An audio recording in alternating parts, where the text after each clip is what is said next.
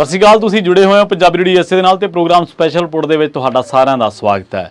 ਲੋਕ ਸਭਾ ਚੋਣਾਂ ਦੇ ਨਤੀਜੇ ਆ ਚੁੱਕੇ ਨੇ। ਇਹਨਾਂ ਚੋਣਾਂ ਦੇ ਵਿੱਚ ਕਈਆਂ ਨੂੰ ਇਹ ਚੋਣਾਂ ਰਾਸ ਆਈਆਂ ਤੇ ਕਈਆਂ ਨੂੰ ਨਹੀਂ ਰਾਸ ਆਈਆਂ। ਇਹ ਬਹੁਤ ਵਾਰ ਮੰਨਿਆ ਜਾਂਦਾ ਕਿ ਜਿਹੜੇ ਵੱਡੇ ਚਿਹਰੇ ਨੇ ਕਿਸੇ ਵੀ ਸਰਕਾਰ ਦੇ ਵਿੱਚ ਹਿੱਸਾ ਨੇ ਉਹ ਚੋਣ ਹਾਰ ਨਹੀਂ ਸਕਦੇ, ਪਰ ਇਹ ਸਾਰੀਆਂ ਗੱਲਾਂ ਨਾ ਪਾਰਟੀਆਂ ਤੇ ਨਾ ਲੀਡਰਾਂ ਤੇ ਡਿਪੈਂਡ ਨਹੀਂ ਹੁੰਦੀਆਂ, ਕੁਝ ਗੱਲਾਂ ਲੋਕਾਂ ਤੇ ਵੀ ਡਿਪੈਂਡ ਹੁੰਦੀਆਂ ਨੇ।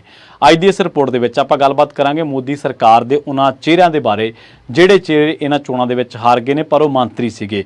ਇਸੇ ਤਰ੍ਹਾਂ ਆਮ ਆਦਮੀ ਪਾਰਟੀ ਇਹ ਪੰਜਾਬ ਦੇ ਵਿੱਚ ਕਿਉਂਕਿ ਉਹ ਸੱਤਾਧਾਰੀ ਨੇ ਤੇ ਉਹਨਾਂ ਦੇ ਜਿਹੜੇ ਚਿਹਰੇ ਇਸ ਚੋਣ ਮੈਦਾਨ ਦੇ ਵਿੱਚ ਹਾਰੇ ਨੇ। ਸੋ ਇੱਥੋਂ ਪਤਾ ਲੱਗਦਾ ਕਿ ਹੌਟ ਸੀਟ ਆਪਾਂ ਕਹਿ ਦਿੰਦੇ ਹਾਂ, ਅਕਸਰ ਹੀ ਇੱਕ ਲਫ਼ਜ਼ ਵਰਤ ਲੈਂਦੇ ਹਾਂ ਕਿ ਜਿਹੜੀ ਸੀਟ ਤੇ ਵੱਡੇ ਲੋਕ ਖੜੇ ਨੇ ਉਹਨੂੰ ਆਪਾਂ ਹੌਟ ਸੀਟ ਕਹਿ ਦਿੰਦੇ ਹਾਂ, ਪਰ ਹੌਟ ਸੀਟ ਤੇ ਵੀ ਕੁਝ ਵੀ ਗਰੰਟਡ ਨਹੀਂ ਹੁੰਦਾ। ਕੌਣ कहता है आसमान में छेद नहीं होता, ਇਹ ਕਹਿਣ ਵਾਲੀ ਬੀਬੀ ਅਮੇਠੀ ਤੋਂ ਖੁਦ ਚੋਣ ਹਾਰ ਗਈ ਹੈ। ਕਿਸ਼ੋਰੀ ਲਾਲ ਲੁਧਿਆਣੇ ਤੋਂ ਇੱਕ ਆਮ ਜੇ ਇਨਸਾਨ ਨੇ, ਬੜੇ ਸਧਾਰਨ ਜਿਹੇ ਲੋਕ। ਉਹ ਗੱਲ ਵੱਖਰੀ ਹੈ ਕਿ ਗਾਂਧੀ ਪਰਿਵਾਰ ਦੇ ਨੇੜੇ ਸੀਗੇ, ਪਰ ਉਹਨਾਂ ਨੇ ਇਸ ਚੋਣ ਦੇ ਵਿੱਚ ਸਿਮਰਤੀ ਇਰਾਨੀ ਜਿਹੜੀ ਕਿ ਬੀਬੀ ਭਾਜਪਾ ਦੀ ਬੜੀ ਐਕਟਿਵ ਲੀਡਰ ਮੰਨੀ ਜਾਂਦੀ ਹੈ ਉਹਨੂੰ ਹਰਾ ਦਿੱਤਾ ਹੈ। ਖੈਰ ਆਪਾਂ ਜੇ ਪੰਜਾਬ ਤੋਂ ਹੀ ਗੱਲ ਕਰ ਲਈਏ ਤਾਂ ਪੰਜਾਬ ਦੇ ਵਿੱਚ ਸਭ ਤੋਂ ਵੱਧ ਜੇ ਕੋਈ ਐਕਟਿਵ ਸੀਗਾ ਜਾਂ ਸਭ ਤੋਂ ਵੱਧ ਹੌਟ ਸੀਟ ਮੰਨੀ ਜਾਂਦੀ ਸੀ ਉਹ ਸੀ ਬਠਿੰਡਾ ਤੋਂ ਆਮ ਆਦਮੀ ਪਾਰਟੀ ਦੇ ਮੰਤਰੀ ਗੁਰਮੀਤ ਖੁੱਡੀਆਂ ਹਰਸਿਮਰਤ ਬਾਦਲ ਹੱਥੋਂ ਹਾਰੇ ਨੇ। ਗੁਰਮੀਤ ਖੁੱਡੀਆਂ ਬਾਰੇ ਕਿਹਾ ਜਾਂਦਾ ਕਿ ਉਹਨਾਂ ਦਾ ਅਕਸ ਚੰਗਾ। ਉਹਨਾਂ ਦੇ ਜਿਹੜੇ ਪਿਤਾ ਜੀ ਨੇ ਜਥੇਦਾਰ ਜਗਦੇਵ ਸਿੰਘ ਖੁੱਡੀਆਂ, ਉਹਨਾਂ ਦੀ ਸਿਆਸਤ ਦੇ ਵਿੱਚ ਚੰਗੀ ਜਿਹੜੀ ਸ਼ਖਸੀਅਤ ਮੰਨੀ ਜਾਂਦੀ ਹੈ, ਪਰ ਹਰਸਿਮਰਤ ਬਾਦਲ ਹੱਥੋਂ ਹਾਰ ਗਏ। ਉਹਨਾਂ ਨੇ ਹਰਸਿਮਰਤ ਦੇ ਬਾਦਲ ਦੇ ਸਹੁਰਾ ਸਾਹਿਬ ਪ੍ਰਕਾਸ਼ ਸਿੰਘ ਬਾਦਲ ਨੂੰ ਲੰਬੀ ਵਿਧਾਨ ਸਭਾ ਹਲਕੇ ਤੋਂ ਹਰਾਇਆ ਸੀ ਤੇ ਉਸ ਤੋਂ ਬਾਅਦ ਉਹ MLA ਬਣੇ ਸੀਗੇ। ਇਸੇ ਤਰ੍ਹਾਂ ਮੀਤ ਹੇਅਰ ਨੂੰ ਛੱਡਦਿਆਂ ਜੇਕਰ ਗੱਲ ਕਰੀਏ ਲਾਲਜੀਤ ਸਿੰਘ ਭੁੱਲਰ ਦੀ, ਰਿਕਾਰਡ ਮਾਰਜਨ ਦੇ ਨਾਲ ਉਹ ਹਾਰੇ ਨੇ ਅੰਮ੍ਰਿਤਪਾਲ ਸਿੰਘ, ਜਿਹੜੇ ਕਿ ਜਿਸ ਨੌਜਵਾਨ ਉੱਤੇ NSA ਲਾਇਆ ਗਿਆ। ਉਹ ਨੌਜਵਾਨ ਖਾਲਿਸਤਾਨ ਦੀ ਵਕਾਲਤ ਕਰਦਾ ਖੁੱਲ੍ਹ ਕੇ, ਔਰ ਪੰਜਾਬ ਦੇ ਵਿੱਚ ਨਸ਼ਿਆਂ ਦੀ ਜਿਹੜੀ ਬੜੀ ਭੈੜੀ ਅਲਾਮਤ ਹੈ ਇਹਦੇ ਵਿਰੁੱਧ ਡਟਿਆ, ਲੜਿਆ, ਪਰ ਕੁਝ ਕੰਮਾਂ ਕਰਕੇ ਉਹਦੀ ਆਲੋਚਨਾ ਵੀ ਹੋਈ। ਪਰ ਲਾਲਜੀਤ ਭੁੱਲਰ ਜਿਹੜਾ ਕਿ ਬੜਾ ਪ੍ਰਬਲ ਦਾਅਵੇਦਾਰ ਸੀਗਾ ਖਡੂਰ ਸਾਹਿਬ ਤੋਂ, ਔਰ ਉਹਦੇ ਨਾਲ ਮਸ਼ੀਨਰੀ, ਉਹਦੇ ਨਾਲ ਸਾਰਾ ਕੁਝ ਚੱਲ ਰਿਹਾ ਸੀ, ਉਹਦੇ ਆਪਣੇ ਬਿਆਨ ਹੀ ਕੁਛ ਵੈਰੀ ਬਣ ਗਏ ਤੇ ਲਾਲਜੀਤ ਭੁੱਲਰ ਖਡੂਰ ਸਾਹਿਬ ਤੋਂ ਜੇਤੂ ਪਰਚਮ ਨਾ ਲਹਿਰਾ ਸਕਿਆ। ਕੁਲਦੀਪ ਸਿੰਘ ਧਾਲੀਵਾਲ ਜਿਹੜੇ ਕਿ ਅੰਮ੍ਰਿਤਸਰ ਦੇ ਵਿੱਚ ਮੁਕਾਬਲਾ ਦੇ ਰਹੇ ਸੀਗੇ ਗੁਰਜੀਤ ਸਿੰਘ ਔਜਲਾ ਨੂੰ, ਤੇ ਮੰਨਿਆ ਜਾ ਰਿਹਾ ਸੀਗਾ ਕਿ ਉਹ ਤਕੜੀ ਟੱਕਰ ਦੇਣਗੇ, ਤੇ ਇਹ ਵੀ ਮੰਨਿਆ ਜਾ ਰਿਹਾ ਸੀਗਾ ਕਿ ਕੁਲਦੀਪ ਸਿੰਘ ਧਾਲੀਵਾਲ ਨੇ ਜਿਹੜੇ ਉਹ ਸ਼ਾਇਦ ਜਿੱਤ ਵੀ ਸਕਦੇ ਨੇ। ਮਤਲਬ ਉਹਨਾਂ ਦਾ ਦਾਅਵਾ ਕਿੱਡਾ ਵੱਡਾ ਸੀਗਾ, ਮੰਤਰੀ ਸੀਗੇ। ਪਰ ਗੁਰਜੀਤ ਔਜਲਾ ਨੇ ਇਹ ਚੋਣ ਪਹਿਲਾਂ ਜ਼ਿਮਨੀ ਤੌਰ ਤੇ ਜਿੱਤੀ ਔਰ ਫਿਰ 2019 ਦੇ ਵਿੱਚ ਮੈਂਬਰ ਪਾਰਲੀਮੈਂਟ ਬਣੇ, ਤੇ ਅਖੀਰ ਦੇ ਵਿੱਚ ਉਹਨਾਂ ਨੇ ਹੁਣ ਵੀ 2024 ਦੇ ਵਿੱਚ ਆਪਣੀ ਜਿਹੜੀ ਜਿੱਤ ਹੈ ਉਹਨੂੰ ਬਰਕਰਾਰ ਰੱਖਦਿਆਂ, ਜੇਤੂ ਲੈ ਨੂੰ ਬਰਕਰਾਰ ਰੱਖਦਿਆਂ ਇਹ ਸੀਟ ਇੱਕ ਵਾਰ ਫਿਰ ਤੋਂ ਕਾਂਗਰਸ ਦੀ ਝੋਲੀ ਦੇ ਵਿੱਚ ਪਾ ਦਿੱਤੀ ਹੈ। ਸੋ ਤੁਸੀਂ ਦੇਖੋ ਕਿ ਲਾਲਜੀਤ ਸਿੰਘ ਭੁੱਲਰ, ਤੁਸੀਂ ਦੇਖੋ ਕਿ ਕੁਲਦੀਪ ਸਿੰਘ ਧਾਲੀਵਾਲ, ਤੁਸੀਂ ਦੇਖੋ ਗੁਰਮੀਤ ਸਿੰਘ ਖੁੱਡੀਆਂ। ਹਾਲਾਂਕਿ ਮੀਤ ਹੇਅਰ ਜਿਹੜੇ ਨੇ ਉਹਨਾਂ ਨੇ ਚੰਗੀ ਫਾਈਟ ਦਿੱਤੀ, ਉਹ ਜਿੱਤੇ ਨੇ।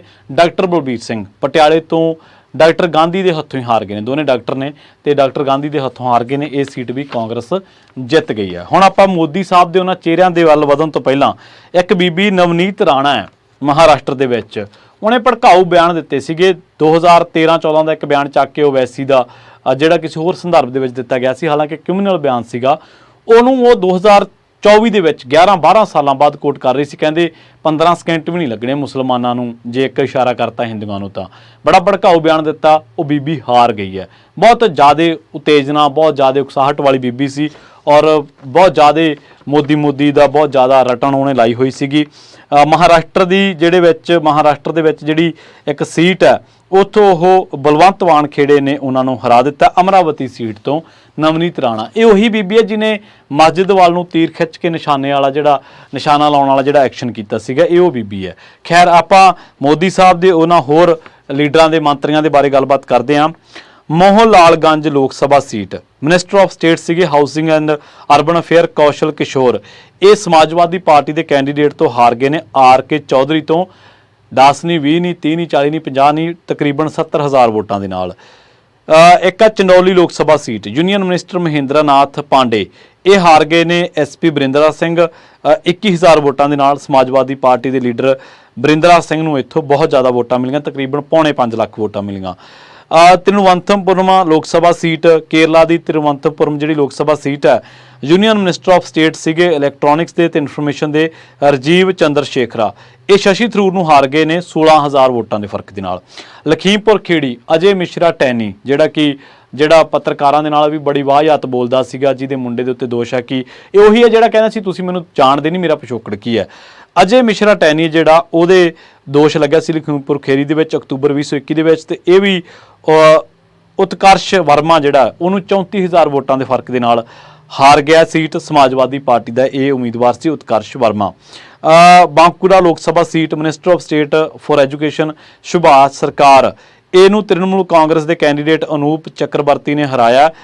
ਬਾਂਕੂਰਾ ਲੋਕ ਸਭਾ ਸੀਟ ਤੋਂ ਵੈਸਟ ਬੰਗਾਲ ਦੇ ਵਿੱਚ ਤਕਰੀਬਨ 32,000 ਵੋਟਾਂ ਦੇ ਮਾਰਜਨ ਦੇ ਨਾਲ। Khunti Lok Sabha seat union tribal affair minister sitting MP Arjun Munda, ਉਹ ਵੀ ਕਾਂਗਰਸ ਕੈਂਡੀਡੇਟ ਕਾਲੀ ਚਰਨ ਮੁੰਡਾ ਤੋਂ ਹਾਰ ਗਏ ਨੇ 1.5 ਲੱਖ ਵੋਟਾਂ ਦੇ ਫਰਕ ਦੇ ਨਾਲ, ਇਲੈਕਸ਼ਨ ਕਮਿਸ਼ਨ ਦੇ ਵੈਬਸਾਈਟ ਦੇ ਆંકੜਿਆਂ ਦੇ ਮੁਤਾਬਕ। ਇਸੇ ਤਰ੍ਹਾਂ ਬਿਦਰ ਲੋਕ ਸਭਾ ਸੀਟ ਹੈ ਯੂਨੀਅਨ ਮਿਨਿਸਟਰ ਭਗਵੰਤ ਖੁੰਬਾ ਇੱਥੋਂ ਲੜ ਰਹੇ ਸੀਗੇ, ਉਹ ਹਾਰ ਗਏ ਨੇ ਕਰਨਾਟਕ ਦੇ ਮਿਨਿਸਟਰ ਈਸ਼ਵਰ ਖਾਂਡੇ ਦੇ ਮੁੰਡੇ ਸਾਗਰ ਖਾਂਡਰੇ ਨੂੰ, ਉਹ ਤੋਂ ਹਾਰ ਗਏ ਨੇ ਬਿਦਰ ਲੋਕ ਸਭਾ ਸੀਟ ਤੋਂ। ਇਸੇ ਤਰ੍ਹਾਂ ਬਰਮੇਰ ਲੋਕ ਸਭਾ ਸੀਟ ਹੈ ਜਿਹੜੀ ਮਿਨਿਸਟਰ ਆਫ ਸਟੇਟ ਸੀਗੇ agriculture and farmer welfare Kailash Chaudhary, ਉਹ ਹਾਰ ਗਏ ਨੇ ਇੱਥੋਂ ਤਕਰੀਬਨ 4 ਲੱਖ ਵੋਟਾਂ ਦੇ ਫਰਕ ਦੇ ਨਾਲ। ਜਿਹੜਾ ਉਮੇਦਾ ਰਾਮ ਬਾਣੀਵਾਲ ਹੈ ਜਿਹੜਾ ਕਿ ਇੱਕ ਰਾਜਸਥਾਨ ਦਾ ਸੀਗਾ, ਬਾੜਮੇੜ ਇਹ ਸੀਟ ਹੈ ਤੇ ਇੱਥੇ ਉਹ ਹਾਰ ਗਏ ਨੇ। ਇਸੇ ਤਰ੍ਹਾਂ ਨੀਲਗਿਰੀਸ ਲੋਕ ਸਭਾ ਸੀਟ ਹੈ union minister of state fisheries animal husbandry ਤੇ ਡਾਈਂਗ ਦੀ ਐਲ ਮੁਰਗਨ, ਇਹ ਡੀਐਮਕੇ ਦੇ ਏ ਰਾਜਾ ਤੋਂ ਹਾਰ ਗਏ ਨੇ ਲਾਰਜ ਮਾਰਜਨ ਦੇ ਨਾਲ ਤਕਰੀਬਨ 2.5 ਲੱਖ ਵੋਟਾਂ ਦੇ ਫਰਕ ਦੇ ਨਾਲ। ਇਸੇ ਤਰ੍ਹਾਂ ਕੂਚ ਬਿਹਾਰ ਲੋਕ ਸਭਾ ਸੀਟ ਹੈ ਬੀਜੇਪੀ ਦੀ ਨਾਰਥ ਬੰਗਾਲ ਜਿਹੜੀ ਹੈ ਫੇਸ ਹੈ ਤੇ union minister of state home ਜਿਹੜੀ ਨਿਤਿਸ਼ ਪ੍ਰਾਮਾਣਿਕ, ਇਹ ਹਾਰ ਗਏ ਨੇ ਕੂਚ ਬਿਹਾਰ ਸੀਟ ਤੋਂ ਟੀਐਮਸੀ ਦੇ ਜਗਦੀਸ਼ ਚੰਦਰਾ ਤੋਂ ਤਕਰੀਬਨ 39,000 ਵੋਟਾਂ ਦੇ ਫਰਕ ਦੇ ਨਾਲ। ਯੂਨੀਅਨ ਮਿਨਿਸਟਰ ਸੰਜੀਵ ਬਾਲੀਆਨ, ਇਹ ਹਾਰ ਗਿਆ ਮੁਜ਼ੱਫਰਪੁਰ ਨਗਰ ਲੋਕ ਸਭਾ ਸੀਟ ਜਿਹੜੀ ਕਿ ਸਮਾਜਵਾਦੀ ਪਾਰਟੀ ਦੇ ਹਰਿੰਦਰਾ ਸਿੰਘ ਮਲਿਕ ਨੂੰ ਹਾਰਿਆ ਇਹ 24,000 ਵੋਟਾਂ ਦੇ ਫਰਕ ਦੇ ਨਾਲ। ਇਹਦੇ ਨਾਲ ਬੀਜੇਪੀ ਜਿਹੜੀ ਹੈ ਫੈਜ਼ਾਬਾਦ ਸੀਟ ਵੀ ਹਾਰ ਗਈ, ਜਿੱਥੇ ਅਯੁੱਧਿਆ ਦੇ ਵਿੱਚ ਪ੍ਰਾਣ ਪ੍ਰਤਿਸ਼ਠਾ ਪ੍ਰੋਗਰਾਮ ਹੋਏ ਸੀ। ਜਿਹੜੀ ਅਮੇਠੀ ਸਿਮਰਤੀ ਇਰਾਨੀ ਦਾ ਮੈਂ ਜ਼ਿਕਰ ਕੀਤਾ, ਉਹ ਕਿਸ਼ੋਰੀ ਲਾਲ ਤੋਂ ਹਾਰ ਗਏ ਨੇ, ਜਿਨ੍ਹਾਂ ਦਾ ਪਿਛੋਕੜ ਲੁਧਿਆਣੇ ਨਾਲ ਰਾਬਤਾ ਰੱਖਦਾ। ਸੋ ਇਹ 12 ਚਿਹਰੇ ਨੇ ਉਹ ਜਿਹੜੇ ਕਿ ਹਾਰੇ ਨੇ ਵੱਖ-ਵੱਖ ਚਿਹਰਿਆਂ ਦੇ ਉੱਤੇ, ਵੱਖ-ਵੱਖ ਸੀਟਾਂ ਦੇ ਉੱਤੇ, ਔਰ ਵੱਖ-ਵੱਖ ਕੋਈ ਸਮਾਜਵਾਦੀ ਪਾਰਟੀ ਦੇ ਕੈਂਡੀਡੇਟ ਤੋਂ ਹਾਰਿਆ, ਕੋਈ ਕਾਂਗਰਸ ਦੇ ਕੈਂਡੀਡੇਟ ਤੋਂ ਹਾਰਿਆ ਤੇ ਕਿਸੇ ਨੂੰ ਟੀਐਮਸੀ ਦੇ ਕੈਂਡੀਡੇਟ ਨੇ ਹਰਾਇਆ। ਸੋ ਇੱਥੋਂ ਪਤਾ ਲੱਗਦਾ ਕਿ ਇਹਨਾਂ ਚੋਣਾਂ ਦੇ ਵਿੱਚ ਜਾਂ ਇਸ ਸਿਸਟਮ ਦੇ ਵਿੱਚ ਕੁਝ ਵੀ ਟੇਕ ਗ੍ਰਾਂਟਡ ਨਹੀਂ ਹੈ। ਤੁਹਾਡੀ ਇੱਕ ਜਿੱਤੀ ਹੋਈ ਸੀਟ ਅਗਲੀ ਵਾਰੀ ਤੁਸੀਂ ਜਿੱਤਦੇ ਕਿ ਨਹੀਂ, ਇਹ ਲੋਕਾਂ ਤੇ ਡਿਪੈਂਡ ਹੈ। ਇੱਥੇ ਲੋਕਾਂ ਨੇ ਅਜੇ ਮਿਸ਼ਰਾ ਟੈਨੀ ਵਰਗੇ ਘਰਾਂ ਦੇ ਵਿੱਚ ਵਾੜਤੇ ਜਿਨ੍ਹਾਂ ਨੇ ਕਦੇ ਆਤੰਕ ਮਚਾਇਆ ਹੋਇਆ ਸੀ, ਜਿਨ੍ਹਾਂ ਨੇ ਕਦੇ ਦਹਿਸ਼ਤ ਫੈਲਾਈ ਹੋਈ ਸੀਗੀ। ਇਸੇ ਤਰ੍ਹਾਂ ਸਿਮਰਤੀ ਇਰਾਨੀ ਵਰਗੇ ਲੋਕ ਜਿਹੜੇ ਕਹਿੰਦੇ ਸੀ ਝੇਡਾਂ ਕਰਦੇ ਸੀ ਰਾਹੁਲ ਨੂੰ। ਮੈਂ ਨਹੀਂ ਕਹਿੰਦਾ ਕਿ ਕਾਂਗਰਸ ਤੋਂ ਹਾਰ ਗਏ ਨੇ ਚੰਗਾ ਹੋਇਆ, ਉਹ ਜਿੱਤ ਹਾਰ ਲੋਕਾਂ ਨੇ ਤੈਅ ਕਰਨੀ, ਪਰ ਮੈਂ ਇਹ ਜ਼ਰੂਰ ਕਹਿਣਾ ਕਿ ਕੁਝ ਵੀ ਇੱਥੇ ਪੱਕਾ ਨਹੀਂ ਹੁੰਦਾ। ਇਹਨਾਂ ਨੇ ਰਜਿਸਟਰੀਆਂ ਨਹੀਂ ਕਰਾਈਆਂ ਕਿਸੇ ਕਾਂਗਰਸੀ, ਭਾਜਪਾਈ, ਸਮਾਜਵਾਦੀ, ਅਕਾਲੀ ਦਲ, ਆਪ ਜਾਂ ਕਿਸੇ ਹੋਰ ਪਾਰਟੀ ਦੇ ਲੀਡਰ ਨੇ।